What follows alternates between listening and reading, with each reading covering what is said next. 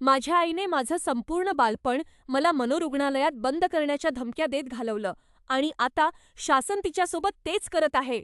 दशकानुदशके माझ्या आईने आयुष्यात असा राग बाळगला होता की तिच्या भोवतीची प्रत्येक व्यक्ती तिच्यामुळे दहशतीत असायची.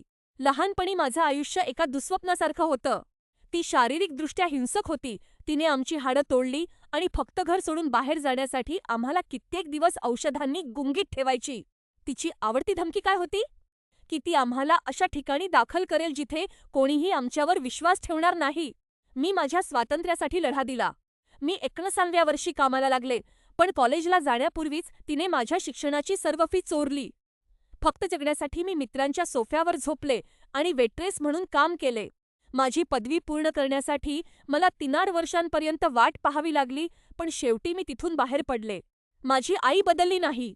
तिने अनेक वर्षे शेजाऱ्यांवर खटले भरण्यात आणि लोकांची करिअर उद्ध्वस्त करण्यात घालवली.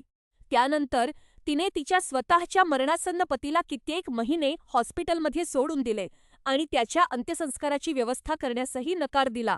शेवटी कायद्याने तिला पकडलेच. सार्वजनिक ठिकाणी अनेकदा हिंसक व्यवहार केल्यानंतर न्यायाधीशांनी तिला मानसिकदृष्ट्या अक्षम ठरवले.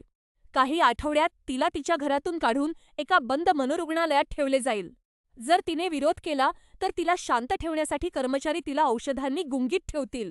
ही विडंबना खूपच भयानक आहे. ज्या नशिबाची भीती दाखवून ती मला छळायची, आज ती स्वतः त्याच परिस्थितीला सामोरे जात आहे. ज्या पैशांवर तिचे तिच्या मुलांपेक्षा जास्त प्रेम होते ते आता गेले. तिला जे नियंत्रण हवे होते ते आता पूर्णपणे नष्ट झाले आहे. मला वाटलं होतं की मला विजयाची जाणीव होईल, पण मला फक्त रिकामेपणा जाणवतोय. मी माझं संपूर्ण आयुष्य भीतीमध्ये घालवलं आहे आणि आता जेव्हा हा शेवट समोर दिसतोय, तेव्हा मला खरोखर पुढे कसं जायचं हे शोधावं लागेल.